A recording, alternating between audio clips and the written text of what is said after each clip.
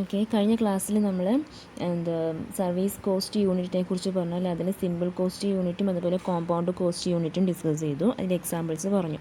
ഇനി നമുക്ക് പറയാനുള്ളത് അതായത് സർവീസ് കോസ്റ്റിംഗ് യൂസ് ചെയ്യുന്ന ഇമ്പോർട്ടൻ്റ് അണ്ടർടേക്കിങ്സ് ഏതൊക്കെയാണെന്നാണ്. ഓക്കെ, അതിൽ first one transport service costing, then power house service costing, then hotel service costing, then cinema house service costing. ഇത്രയാണ് നമ്മൾ മെയിനായിട്ടും സർവീസ് കോസ്റ്റിംഗ് യൂസ് ചെയ്യുന്ന ചില ഇമ്പോർട്ടൻ്റ് അണ്ടർടേക്കിങ്സ് ആയിട്ട് പറയുന്നത്. ഓക്കെ, ഇതിൽ നമ്മളിവിടെ ഡിസ്കസ് ചെയ്യാൻ പോകുന്നത് ട്രാൻസ്പോർട്ട് കോസ്റ്റിങ്ങിനെ കുറിച്ചാണ്. ഓക്കെ, നോക്കാം. എന്താണ് ട്രാൻസ്പോർട്ട് കോസ്റ്റിംഗ് എന്ന് പറഞ്ഞിട്ടുണ്ടെങ്കിൽ, transport undertakings render services to community at large. Transport services are rendered by railways, roadways and airways. In the case of transport undertakings, the basic problem is selection of the cost unit. അതായത് നമുക്കറിയാം transport എന്ന് പറയുന്നത് എന്താണ്, ഒരു large കമ്മ്യൂണിറ്റിക്ക് service കൊടുക്കുന്ന ഒരു undertaking ആണ് ഇത് ട്രാൻസ്പോർട്ട് എന്ന് പറയുന്നത്, അല്ലേ? അപ്പം ഈ ട്രാൻസ്പോർട്ട് സർവീസസ് നമുക്ക് എങ്ങനെയൊക്കെയാണ് കിട്ടുന്നത്? ഇത് റെയിൽവേ ആയിട്ടും റോഡ്വേ ആയിട്ടും എയർവേസ് ആയിട്ടും നമുക്ക് എന്ത് കിട്ടുന്നുണ്ട്? ട്രാൻസ്പോർട്ട് സർവീസസ് നമുക്ക് കിട്ടുന്നുണ്ട്, അല്ലേ?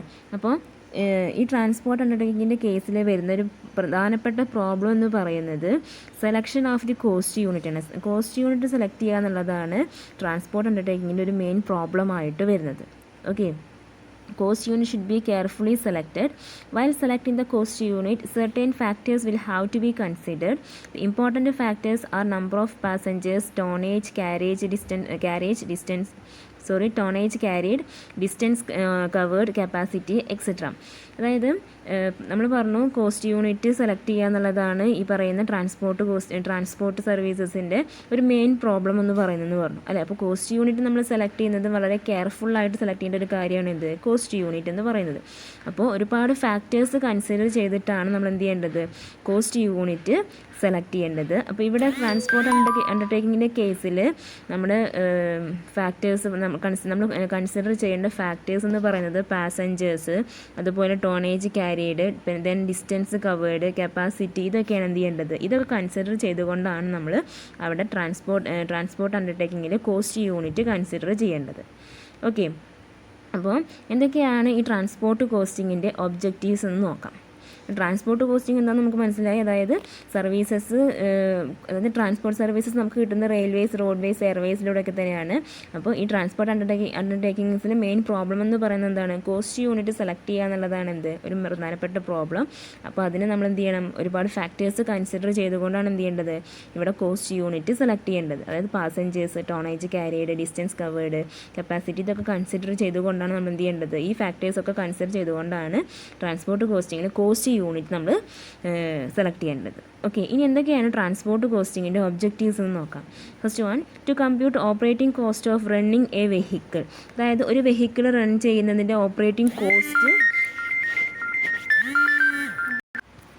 ഓക്കെ, അപ്പോൾ ഇവിടെ നമ്മൾ ഓപ്പറേറ്റിംഗ് കോസ്റ്റ് അതായത് വെഹിക്കിൾസിൻ്റെ ഓപ്പറേറ്റിംഗ് കോസ്റ്റ് കമ്പ്യൂട്ട് ചെയ്യാൻ വേണ്ടിയിട്ട് എന്ത് ചെയ്യുന്നുണ്ട്?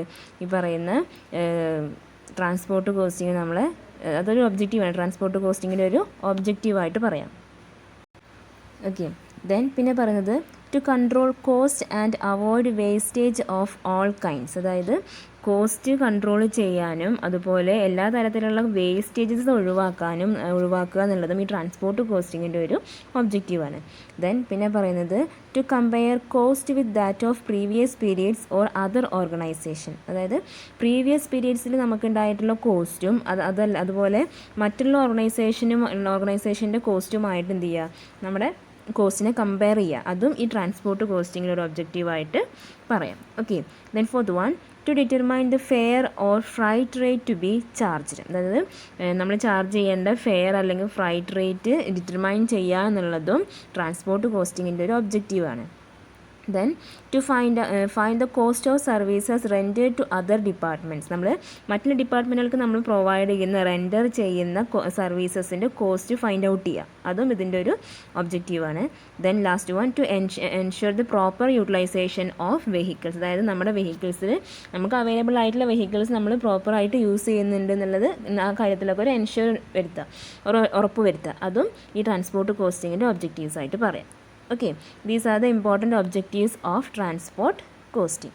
ദെൻ അടുത്ത് പറയാനുള്ളത് പ്രൊസീജിയേഴ്സ് ഓഫ് ട്രാൻസ്പോർട്ട് കോസ്റ്റിംഗ് ആണ്. ട്രാൻസ്പോർട്ട് കോസ്റ്റിങ്ങിൻ്റെ പ്രൊസീജിയേഴ്സ് ആണ് ഇനി അടുത്തതായിട്ട് പറയാൻ പോകുന്നത്. ഓക്കെ, അവിടെ മെയിനായിട്ടും 4 ക്ലാസിഫിക്കേഷനാണ്, പ്രൊസീജിയേഴ്സാണ് വരുന്നത്. ട്രാൻസ്പോർട്ട് കോസ്റ്റിങ്ങിൽ 4 പ്രൊസീജിയേഴ്സാണ് വരുന്നത്.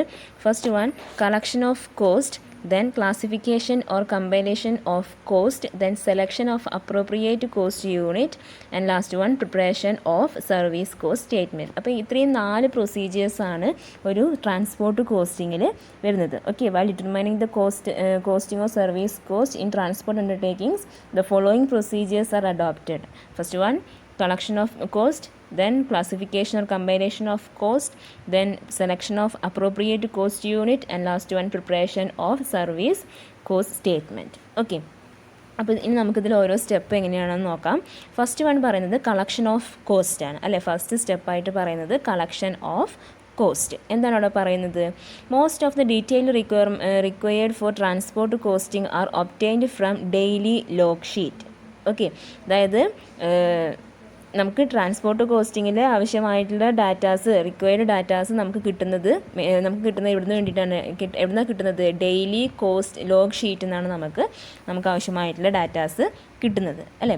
For each vehicles A daily log book is maintain. ഓരോ വെഹിക്കിളിനും, നമുക്കിപ്പോൾ എത്ര വെഹിക്കിൾ ഉണ്ടോ അതിൽ ഓരോ വെഹിക്കിളിനും എന്ത് ചെയ്യുന്നുണ്ട്, ഇതുപോലെ ഓരോ ഡെയിലി ലോഗ് ബുക്ക് മെയിൻറ്റെയിൻ ചെയ്യുന്നുണ്ടായിരിക്കും. അതിൽ എന്തൊക്കെയാണ് റെക്കോർഡ് ചെയ്തിട്ടുണ്ടായിരിക്കുക? Details of trips, running time, capacity, mileage, running cost etcetera on daily basis. Daily നമുക്കുണ്ടാവുന്ന ട്രിപ്സിന്, ആ ഒരു വെഹിക്കിളിനുണ്ടാവുന്ന ട്രിപ്പ്, എത്ര ട്രിപ്പ് ഉണ്ടാവുന്നുണ്ട് അതിൻ്റെ ഡീറ്റെയിൽസ് ഉണ്ടായിരിക്കും. അതുപോലെ റണ്ണിങ് ടൈം, എത്ര സമയം റൺ ചെയ്തിട്ടുണ്ട് എന്നുള്ള ആ ഒരു ഡീറ്റെയിൽസ് ഉണ്ടായിരിക്കും. അതുപോലെ അത് ആ ഒരു വെഹിക്കിളിൻ്റെ കപ്പാസിറ്റി ഉണ്ടായിരിക്കും. അതുപോലെ മൈലേജ്, റണ്ണിങ് കോസ്റ്റ്, ഇതൊക്കെ എന്തിലുണ്ടായിരിക്കും? ഈ പറയുന്ന ലോഗ് ഷീറ്റിൽ, ഡെയിലി ലോഗ് ഷീറ്റിൽ ഉണ്ടായിരിക്കും. ഓക്കെ, അപ്പോൾ ഈ ഡാറ്റ, ഈ റെക്കോർഡ് വെച്ചിട്ട് നമ്മൾ എന്ത് ചെയ്യുന്നത്? ഈ റെക്കോർഡിൽ നിന്നാണ് നമുക്ക് ആവശ്യമായിട്ടുള്ള ഡീറ്റെയിൽസ്, ട്രാൻസ്പോർട്ട് കോസ്റ്റിങ്ങിൽ നമുക്ക് ആവശ്യമായിട്ടുള്ള ഡീറ്റെയിൽസ് കിട്ടുന്നത് ഈ ലോഗ് ഷീറ്റിൽ നിന്നാണ്, ഡെയിലി ലോഗ് ഷീറ്റിൽ നിന്നാണ് കിട്ടുന്നത്. ഓക്കെ, അപ്പോൾ അതാണ് ഫസ്റ്റ് പ്രൊസീജിയറായിട്ട് പറയുന്നത്, collection of cost. Then second procedure എന്ന് പറയുന്നത് classification or compilation of cost. എന്നാണ് അവിടെ പറയുന്നത്? After collection of cost they are divided into 3 categories. നമ്മൾ ഈ കോസ്റ്റ് നമ്മൾ ഫസ്റ്റ് സ്റ്റേജിൽ കളക്ട് ചെയ്തു. ഡെയിലി ലോഗ് ഷീറ്റിൽ നിന്ന് നമുക്ക് ഉണ്ടായിട്ടുള്ള കോസ്റ്റ് നമ്മൾ കളക്ട് ചെയ്തു. അതിനുശേഷം എന്താ ചെയ്യുന്നത്? അത് ക്ലാസിഫൈ ചെയ്തു. 3 കാറ്റഗറീസ് ആയിട്ട് നമ്മൾ ക്ലാസിഫൈ ചെയ്തു. ഏതൊക്കെയാണ്? Fixed or standing charges, operating or running charges and maintenance charges. അങ്ങനെ 3 ക്ലാസിഫിക്കേഷനായിട്ട് നമ്മൾ എന്ത് ചെയ്തു? ഈ പറയുന്ന നമ്മൾ കളക്ട് ചെയ്ത കോസ്റ്റിന് നമ്മൾ ഡിവൈഡ് ചെയ്തു. ഇതൊക്കെയാണ് fixed or standing charges, then operating or running charges, and last one maintenance charges. അങ്ങനെ 3 ക്ലാസിഫിക്കേഷനാക്കി. ഓക്കെ, അതിൽ ഫസ്റ്റ് പറയുന്നത് ഫിക്സഡ് ഓർ സ്റ്റാൻഡിംഗ് ചാർജസ് ആണ് അല്ലേ. അപ്പോൾ എന്താണ് ഫിക്സഡ് ഓർ സ്റ്റാൻഡിംഗ് ചാർജസ് നോക്കാം. These expenses do not have any relationship with the operation of vehicle. To be more clearly whether vehicle runs or not, these expenses will be incurred. അതായത് നമ്മൾ fixed expenses പറയാറില്ലേ, അതേപോലെ തന്നെയാണ് ഇതിൽ വെഹിക്കിളിൻ്റെ ഓപ്പറേഷനുമായിട്ട് ഒരു റിലേഷനും ഏതിനില്ല, ഈ fixed or standing കോസ്റ്റിന് ഇല്ല. അതായത് നമ്മളിപ്പോൾ ആ ഒരു വെഹിക്കിൾ റൺ ചെയ്താലും ഇല്ലെങ്കിലും ഉണ്ടാകുന്ന കോസ്റ്റുകളാണ് ഏത്? ഫിക്സഡ് ഓർ സ്റ്റാൻഡിങ് ചാർജസ് എന്ന് പറയുന്നത്. ഓക്കെ, ഇപ്പോൾ ആ വെഹിക്കിള് നമ്മൾ ആ വണ്ടി ഓടിച്ചാലും ഇല്ലെങ്കിലും എങ്ങനെയാണ് നമുക്കതിൽ നിന്ന് കോസ്റ്റ് ഉണ്ടായിരിക്കും. അത്തരത്തിലുള്ള കോസ്റ്റാണ് ഇത് ഫിക്സഡ് ഓർ സ്റ്റാൻഡിങ് ചാർജസിൽ പറയുന്നത്. അപ്പോൾ ഇത് എക്സാമ്പിൾ കൊടുത്തിട്ടുണ്ട് അവിടെ. ലൈസൻസ് ഫീസ്, അതുപോലെ insurance premium, road tax, then garage rent, interest on capital, supervisor salary, salary for driver, conductor, cleaner, then office expenses etcetera. ഇതൊക്കെ എന്താണ്? ഇപ്പോൾ ആ ഒരു വെഹിക്കിൾ റൺ ചെയ്താലും ചെയ്തില്ലെങ്കിലും ഉണ്ടാവുന്ന എക്സ്പെൻസസ് ആണ്. അപ്പോൾ അതൊരു ഫിക്സഡ് ആയിട്ടുള്ള കാര്യങ്ങളാണ് അല്ല. അപ്പോൾ ഫിക്സഡ് ഓർ സ്റ്റാൻഡിങ് ചാർജസിൽ വരുന്ന എക്സാമ്പിൾസാണ് ഈ പറഞ്ഞതൊക്കെ. ഓക്കെ, ദെൻ സെക്കൻഡ് വൺ പറയുന്നത് ഏതായിരുന്നു? Running or operating charges. അപ്പോൾ അതെന്തായിരിക്കും? Fixed or standing charges fixed ആണ്. അതായത് നമ്മൾ ആ ഒരു വെഹിക്കിൾ റൺ ചെയ്താലും ഇല്ലെങ്കിലും ഉണ്ടാകുന്ന കോസ്റ്റാണ്. അപ്പോൾ റണ്ണിങ് ഓർ ഓപ്പറേറ്റിംഗ് ചാർജസ് എങ്ങനെയായിരിക്കും? ആ ഒരു വെഹിക്കിളിൻ്റെ ഓപ്പറേഷൻ അനുസരിച്ചിട്ട് ഉണ്ടാവുന്നതാണ് അല്ലേ. അപ്പോൾ these are directly related with the operation of the vehicle. These are incurred on running this vehicle. അതായത് അവിടെ ആ ഒരു വെഹിക്കിളിൻ്റെ ഓപ്പറേഷൻ അനുസരിച്ചിട്ട് ഓപ്പറേഷനുമായിട്ട് ഡയറക്റ്റ് റിലേഷൻഷിപ്പ് ഉള്ള ഒരു കോസ്റ്റാണ് ഇത് റണ്ണിങ് ഓർ ഓപ്പറേറ്റിംഗ് ചാർജസ് എന്ന് പറയുന്നത് അല്ലേ. അത് ആ ഒരു വെഹിക്കിൾ റൺ ചെയ്യുമ്പോഴാണ് നമുക്ക് ഇത്തരത്തിലുള്ള കോസ്റ്റ് അവിടെ ഇൻക്വയർ ഉണ്ടാവുന്നത് അല്ല. അതിൻ്റെ എക്സാമ്പിൾ കൊടുത്തിട്ടുണ്ട്: petrol, diesel, salary of driver, conductor, cleaner, then depreciation, oil, grease, lubricating oils etcetera. ഇതൊക്കെ എന്താണ് ആ ഒരു വെഹിക്കിൾ റൺ ചെയ്യുമ്പോൾ ഉണ്ടാകുന്ന കോസ്റ്റുകളാണ് അല്ലേ.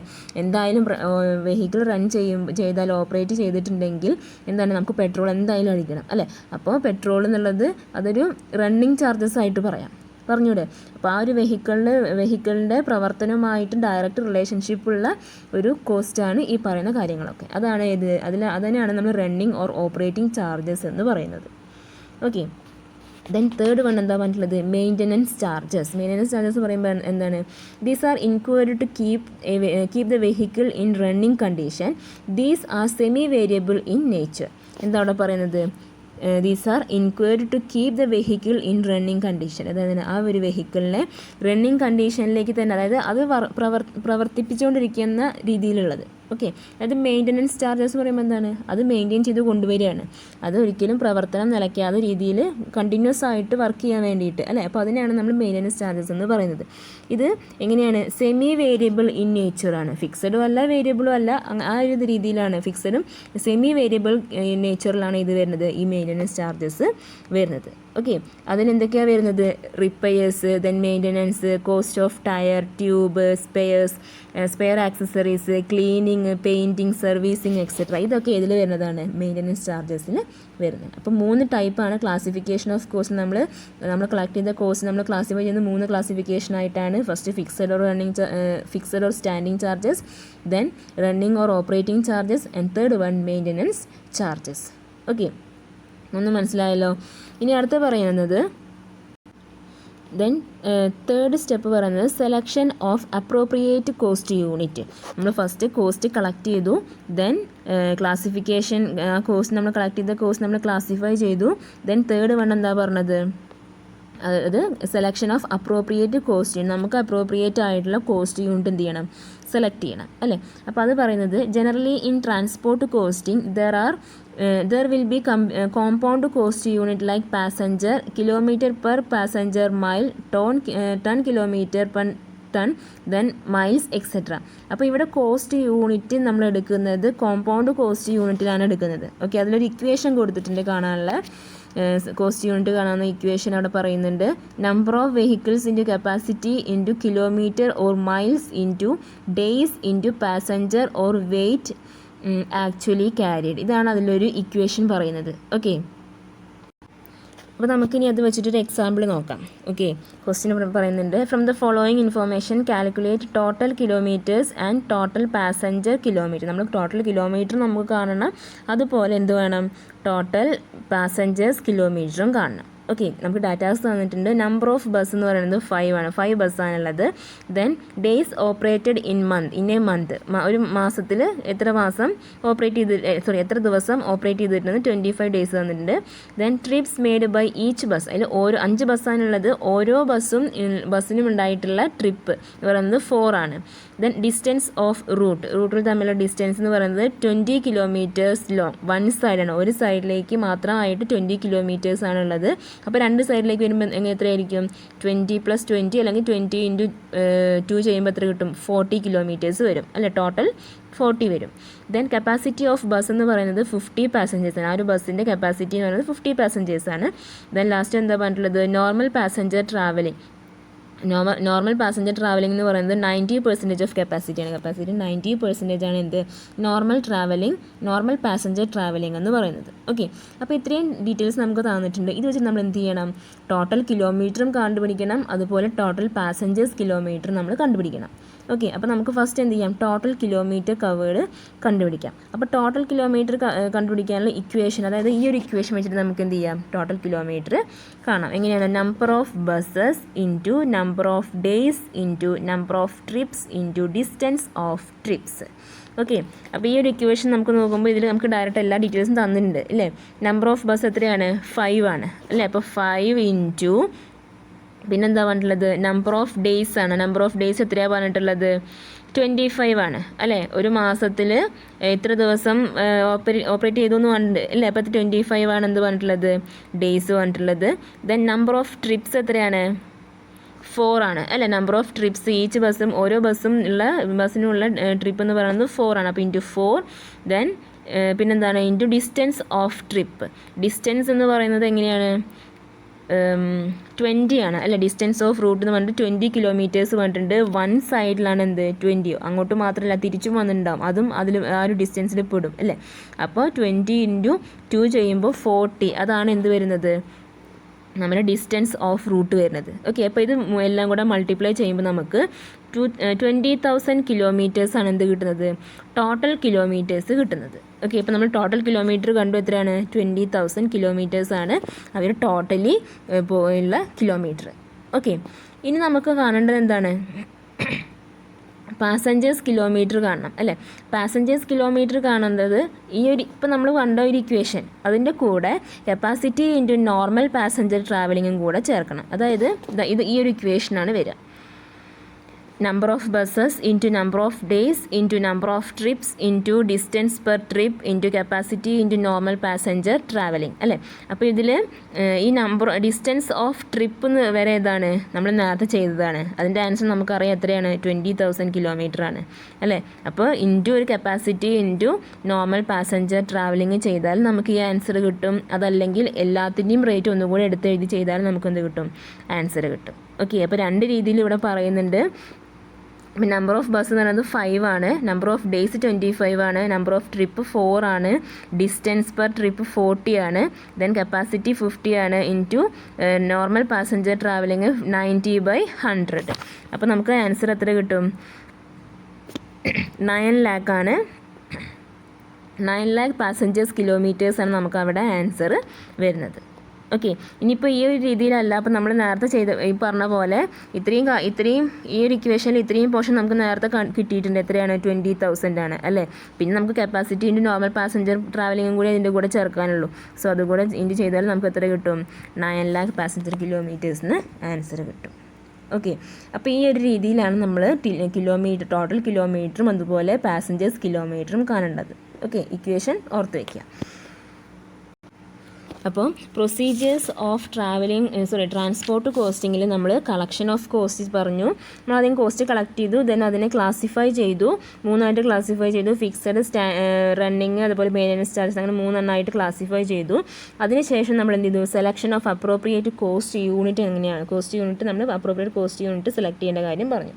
ഇനി ലാസ്റ്റ് സ്റ്റെപ്പായിട്ട് പറയുന്നത് എന്താണ്, preparation of service cost statement. Last നമ്മൾ എന്ത് ചെയ്യണം, ഇത്രയും ചെയ്ത് കഴിഞ്ഞാൽ ലാസ്റ്റ് നമ്മൾ സർവീസ് കോസ്റ്റ് ഷീറ്റ് പ്രിപ്പയർ ചെയ്യണം. ഓക്കെ, അപ്പോൾ സർവീസ് കോസ്റ്റ് ഷീറ്റ് പ്രിപ്പയർ ചെയ്യേണ്ട ഒരു സ്പെസിമെൻ താഴെ തന്നിട്ടുണ്ട്.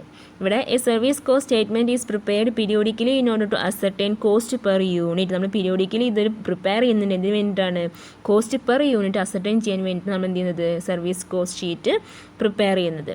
The cost are classified under 3 broad head. അതായത് നമ്മൾ ഈ കോസ്റ്റിനെയൊക്കെ 3 ക്ലാസിഫൈ ചെയ്യുന്നുണ്ട്. അതായത് നമ്മൾ നേരത്തെ പറഞ്ഞത് തന്നെയാണ്, എങ്ങനെയാണ്, ഫിക്സഡ്, സ്റ്റാൻഡിങ്, അതുപോലെ മെയിൻ്റനൻസ് എക്സ്പെൻസസ്, അങ്ങനെ 3 എന്ത് ചെയ്യുന്നുണ്ട്, ക്ലാസിഫൈ ചെയ്യുന്നുണ്ട്. Then the total service cost is divided by cost unit. Now we get cost per unit. അതുപോലെ ടോട്ടൽ സർവീസ് കോസ്റ്റിനെ നമ്മൾ എന്ത് ചെയ്യും, കോസ്റ്റ് യൂണിറ്റുമായിട്ട് ഡിവൈഡ് ചെയ്യും. അപ്പോൾ നമുക്ക് എന്ത് കിട്ടും, കോസ്റ്റ് പെർ യൂണിറ്റ് കിട്ടുന്നുണ്ട്. അതിൻ്റെ ഒരു സ്പെസിമെനാണ് ഇവിടെ താഴെ തന്നിട്ടുള്ളത്. സർവീസ് കോസ്റ്റ് സ്റ്റേറ്റ്മെൻറ്റ് എന്ന് പറഞ്ഞൊരു ടേബിൾ കാണാനുണ്ട് അല്ലേ. അപ്പോൾ ഇതിൽ 3 കോളമാണ് വരുന്നത്, പെർട്ടിക്കുലേഴ്സ്, ടോട്ടൽ കോസ്റ്റ്, അതുപോലെ കോസ്റ്റ് പെർ യൂണിറ്റ്, അങ്ങനെ 3 കോളം വരുന്നുണ്ട്. ഫസ്റ്റ് നമ്മൾ പറഞ്ഞിട്ടുണ്ടായിരുന്നു കോസ്റ്റിന് എന്ത് ചെയ്യുന്നുണ്ട്, 3 ക്ലാസിഫിക്കേഷനാണ് അല്ലേ. Fixed or standing charges, maintenance charges, operating charges, അങ്ങനെ 3 ക്ലാസിഫിക്കേഷൻ ആക്കിയിട്ടുണ്ട്. അതിൽ ഫിക്സഡ് ഓർ സ്റ്റാൻഡിങ് ചാർജസിൽ വരുന്നതാണ് ഇതൊക്കെ, road tax, licence fees, insurance, garage rent, interest on capital, depreciation, supervision, wages of drivers, cleaners etcetera, office establishments, salary of foreman, manager, accountant etcetera, administration overhead etcetera. ഇതൊക്കെ ഇതിൽ വരുന്നതാണ്, fixed or standing ചാർജസിൽ വരുന്നതാണ്. Then അതെന്ത് ചെയ്തു, നമ്മൾ total ചെയ്തു. പിന്നെ പറയുന്നത് മെയിൻ്റനൻസ് ചാർജസ് ആണ്. അതിൽ വരുന്നത് repairs and renewals, tyres or tubes, painting, garage expenses, overhaul, cleaning, salaries of garage staff, then supervision, maintenance, spare parts and accessories, gas and electric charges. ഇത്രയും ഏതിൽ വരുന്നതാണ്? മെയിൻ്റനൻസ് ചാർജസിൽ വരുന്ന ഐറ്റംസ് ആണ്. ദെൻ ലാസ്റ്റ് പറഞ്ഞിട്ടുള്ളത് operating charges ആണ്. അതിലേതൊക്കെയാണ്? Petrol, oil grease and lubricating oils, salaries of running staff, then commission, cleaners wages, drivers wages, handling charges, water etcetera. അപ്പോൾ ഇത്രയും ഐറ്റംസ് ഇതിൽ വരും, ഓപ്പറേറ്റിംഗ് ചാർജസിലും വരും. ദെൻ അത് നമ്മൾ എന്ത് ചെയ്തു? ടോട്ടൽ ചെയ്തു. ഓക്കെ, അപ്പോൾ ഈ ഒരു രീതിയിലാണ് സർവീസ് കോസ്റ്റ് സ്റ്റേറ്റ്മെൻറ്റ് പ്രിപ്പയർ ചെയ്യുന്നത്. ഓക്കെ, ഇനി നമുക്ക് അടുത്തതായിട്ട് എങ്ങനെയാണ് സർവീസ് കോസ്റ്റ് ഷീറ്റ് പ്രിപ്പയർ ചെയ്യേണ്ടതെന്നാണ് അടുത്തതായിട്ട് പറയാനുള്ളത്. ഓക്കെ.